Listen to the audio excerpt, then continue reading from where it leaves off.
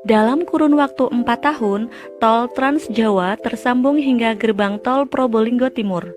Total panjangnya hampir 900 km. Tidak heran apabila optimisme pun mencuat, sebab kini tinggal menuntaskan potongan kecil Pulau Jawa, yaitu tol Probolinggo Banyuwangi atau Probowangi dalam kurun waktu 1 hingga 2 tahun. Jalan tol Probolinggo Banyuwangi atau Probowangi yang ditarget rampung 2020 akan menjadi tol terindah di Indonesia. Membentang 171 km dari barat ke timur, meliuk melewati punggung pegunungan dan tepi-tepi pantai hingga tiba di ujung timur Pulau Jawa. Meski begitu, membangun jalan yang membelah bumi Blambangan Raya tak semudah membalik telapak tangan. PT Jasa Marga Probolinggo Banyuwangi atau PT JPB, anak perusahaan PT Jasa Marga yang ditugasi membangun jalan tol itu akan menghadapi banyak tantangan. Bergerak ke timur selepas Desa Binor di Kecamatan Paiton, Probolinggo, tim konstruksi akan dihadang kaki pegunungan Iyang Argopuro di samping kompleks pembangkit listrik tenaga uap PLTU Paiton. Dulu, kawasan tersebut hanyalah tebing yang bertemu lautan.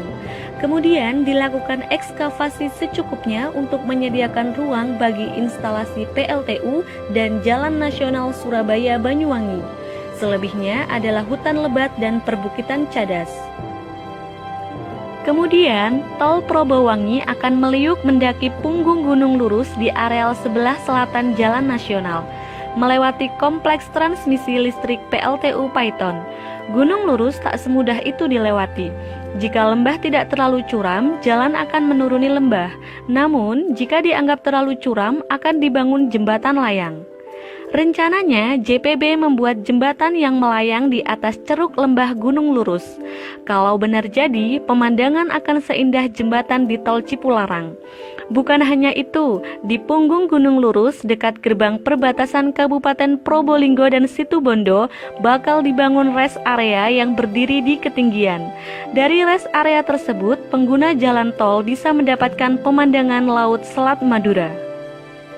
Terus ke utara, jalan tol memasuki tantangan lain, yakni melintasi Gunung Ringgit alias Gunung Putri Tidur di kawasan Pasir Putih, Bungatan, Situbondo. Selepas besuki saja, sudah terlihat leher dan dagu sang Putri Tidur, menjulang tinggi di kejauhan. Pengguna jalan tol bisa menikmati pemandangan sawah di bawah kaki pegunungan dari rest area Melandingan. Hanya terdapat beberapa ratus meter lahan datar antara kaki Gunung Ringgit dan kawasan pesisir Pasir Putih. Itu pun beberapa sudah ditempati jalan nasional. PT JPB akan membuat akses masuk tol di dekat kawasan pantai Pasir Putih dekat Hotel Papin.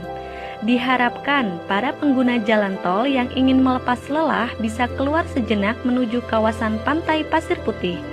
Kawasan wisata itu pun bakal tumbuh pesat.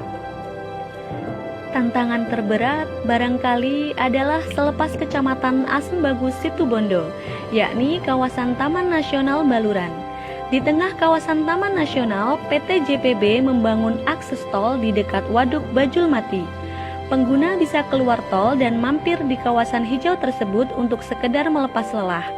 Ke timur lagi, sebuah rest area akan dibangun di dekat kawasan Pantai Watu Dodol, lagi-lagi dengan pemandangan laut yang luar biasa. Setelah melewati kegelapan rimba Baluran, jalan tol akhirnya menemui garis finish di Pelabuhan Ketapang, Banyuwangi. Lagi-lagi, PT JPB harus membangun jalan tol di punggung pegunungan. Di Ketapang, trase jalan tol rencananya melewati kaki Gunung Ijen sekitar 500 meter di barat Jalan Nasional. Saat ini, area calon jalan tol masih berupa tebing, pepohonan, dan saluran sutet. Namun, jika kita menoleh ke arah timur, pemandangan Selat Bali akan terhampar sempurna tanpa halangan. Kapal-kapal feri berlayar menerjang arus Selat Bali. Selepas subuh, matahari akan muncul mewarnai tiang-tiang kapal dan dek-dek pelabuhan, menampakkan citra Banyuwangi sebagai the sunrise of Java.